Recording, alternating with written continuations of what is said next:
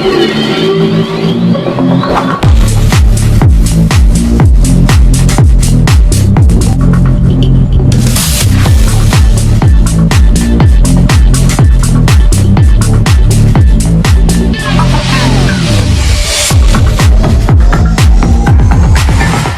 dear students, how are you? Today we will discuss the law of constant proportion, or you can also say law of definite proportion. Basically, you have been studied the laws of chemical combinations in the term of their types, and you have discussed in detail the law of conservation of mass. मतलब कहने का ये है कि laws of chemical combinations कौन कौन से हैं ये आप सबको पता है, और उनमें से आपने एक लॉ यानी law of conservation of mass को डिटेल में डिस्कस किया है, एक्सप्लेन किया है, वो क्या होता है, उसका स्टेटमेंट क्या है, ये पढ़ा है और उसको समझा है, फिर एग्जाम्पल्स पढ़े हैं और उसी पर बेस्ड न्यूमेरिकल्स भी पढ़े हैं। लेकिन आज हम पढ़ेंगे एक दूसरा law given by Joseph Proust in 1779, and this is called as law of constant proportion, और the second name of this law is the law of definite proportion.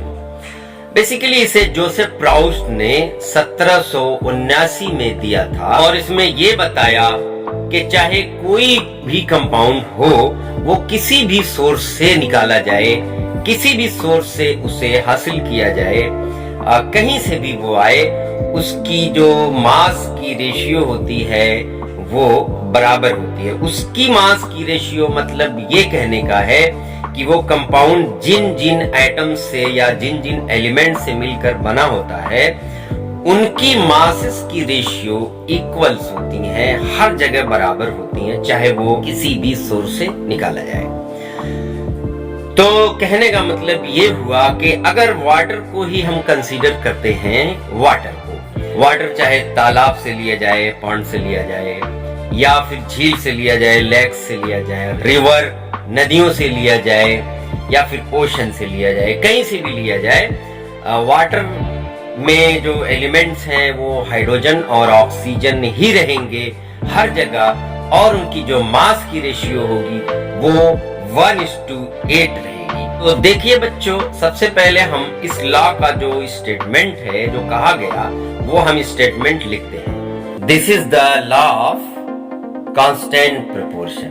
This is the basically statement of law of constant proportion, that is a chemical compound is always to be made up of the same elements combined together in the same fixed proportion by mass.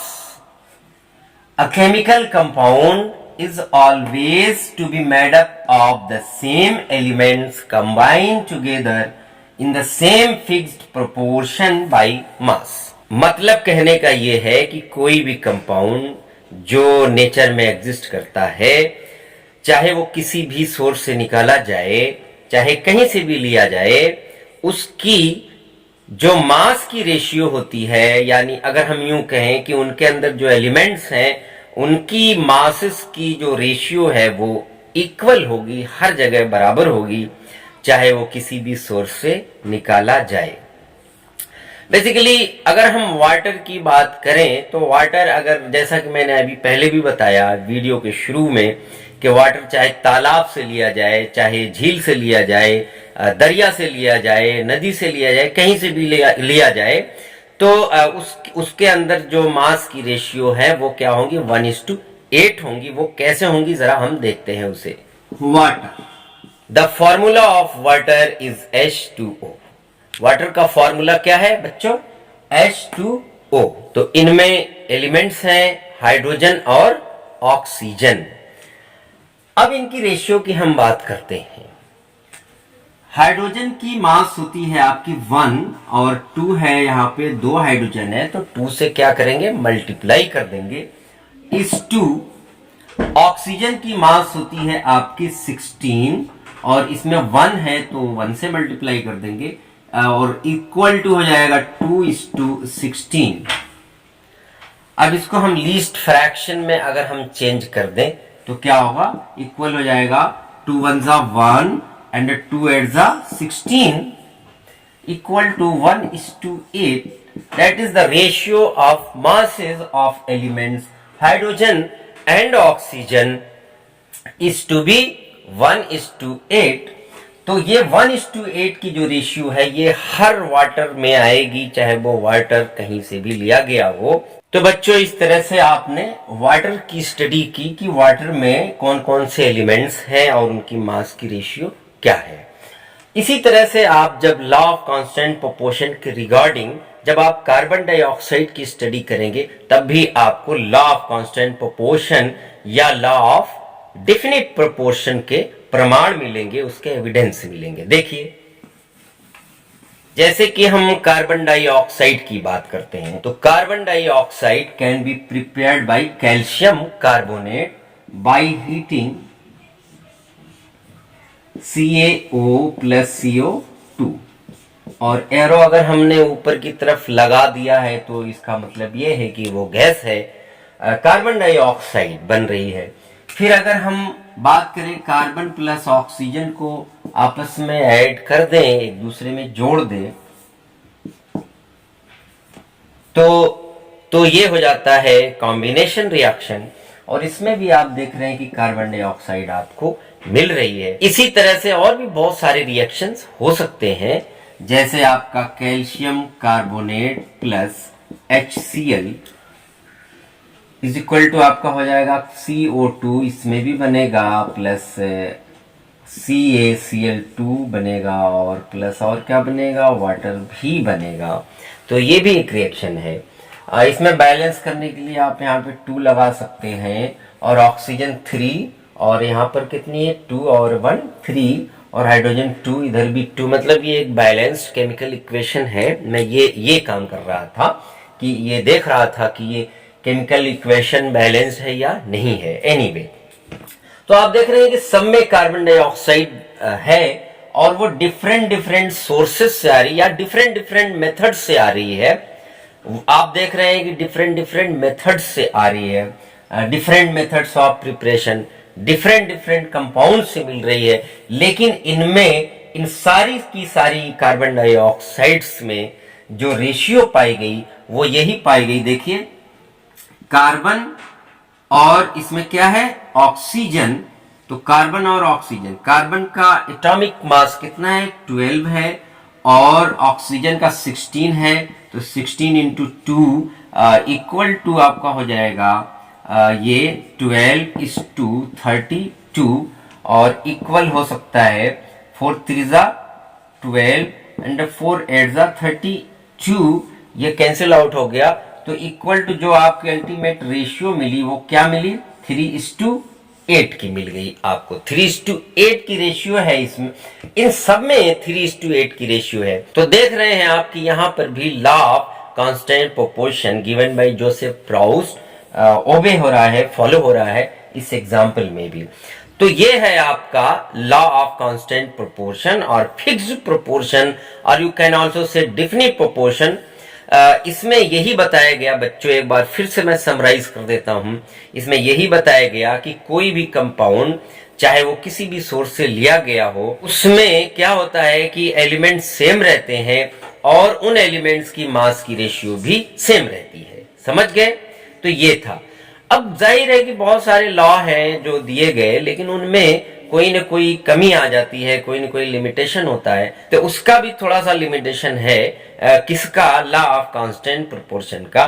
तो मैं बताता हूं कि आखिर ये कहां पे जाकर के लिमिट कर जाता है, कहां पे जाकर के ये फेल होने के कगार पे आ जाता है, वो मैं बताना चाहता हूं आपको। देखिए तो ये है बच्चों आपका limitations of law of definite proportion. देखते हैं कि क्या क्या लिमिटेशन है। पहला लिमिटेशन ये है बच्चों, सपोज दैट कि हम कार्बन डाइऑक्साइड की बात करें, कार्बन डाइऑक्साइड की, आपको पता है कि आइसोटोप क्या होता है, आइसोटोप, आइसोबार्स, आइसोटोन्स वगैरह ये सारी चीजें आपने पढ़ी हैं।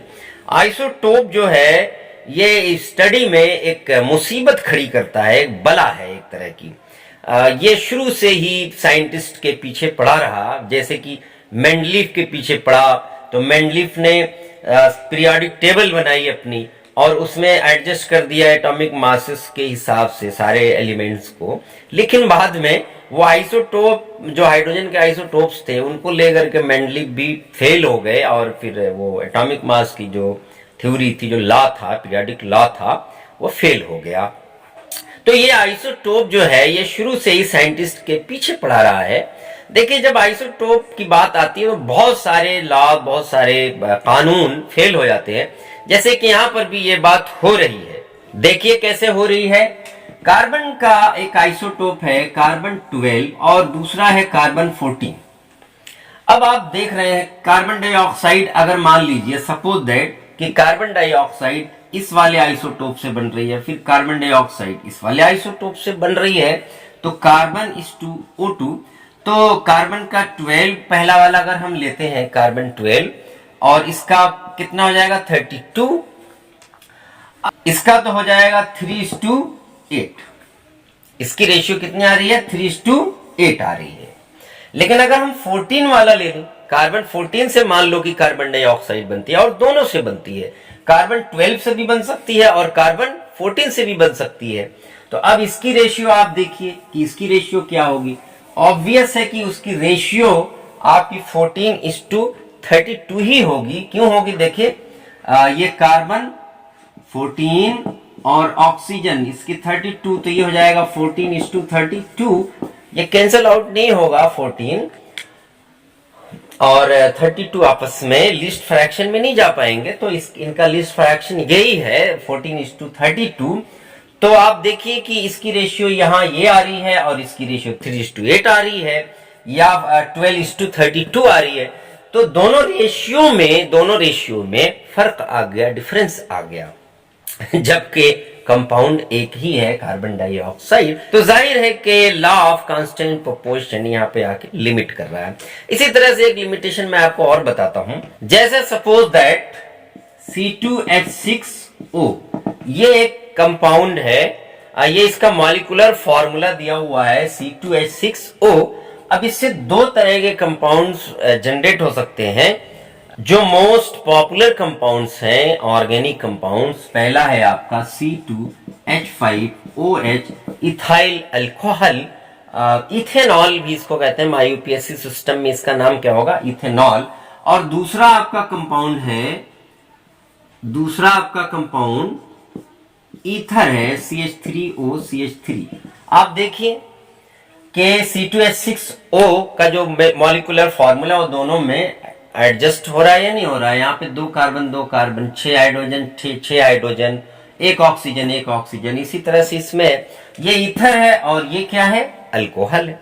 तो ऑब्वियस है कि इनकी जो रेशियो आएगी वो बराबर ही आएगी। देखिए इसकी रेशियो आप अगर हम निकालना चाहें तो ये 12 हो जाएगा, 12 into 2 हो जाएगा, तो 24 हो जाएगा। तो इसकी रेशियो C2 की 24:2, हाइड्रोजन की आपकी आ जाएगी 6:2, ऑक्सीजन की 16 है, तो यहाँ पे 16 आ गई। अब इक्वल टू अगर इसको आप कैंसिल आउट करते हैं लिस्ट फ्रैक्शन के लिए तो क्या हो जाएगा 12 और ये 3 और ये 8।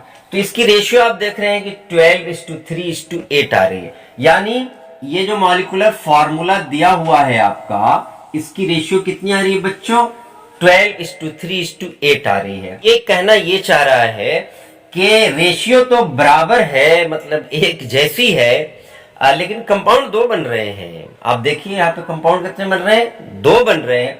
एक अल्कोहल बन रहा है, इथाइल अल्कोहल बन रहा है, इथेनॉल बन रहा है, और दूसरा आपका मिथॉक्सीमेथेन बन रहा है, डाइमिथाइल ईथर बन रहा है। तो यहां पर भी आके law of constant proportion limit कर जाता है, क्योंकि ये कहता है कि ये हर कंपाउंड की अलग अलग रेशियो और अलग अलग एलिमेंट्स होंगे। लेकिन यहाँ पे आप देख रहे हैं कि मासेस की रेशियो जो है बराबर तो है, लेकिन वो कंपाउंड अलग अलग हो गए। तो यहाँ पर भी आकर के ये कहीं न कहीं से पूरी तरह से फॉलो नहीं कर रहा है अपने रूल को, तो इसलिए यहाँ पे आकर लिमिट कर गया। तो बच्चों, ये रहा लॉ ऑफ कांस्टेंट प्रोपोर्शन और definite proportion given by Joseph Proust in 1779। अब इसके बाद हम इस पर बेस्ड कुछ एग्जाम्पल्स, कुछ न्यूमेरिकल्स, कुछ प्रॉब्लम्स लेकर आएंगे एक दूसरे वीडियो में। तब तक के लिए अख्तर सर को दीजिए इजाजत। ओके, बाय बाय, बहुत बहुत शुक्रिया।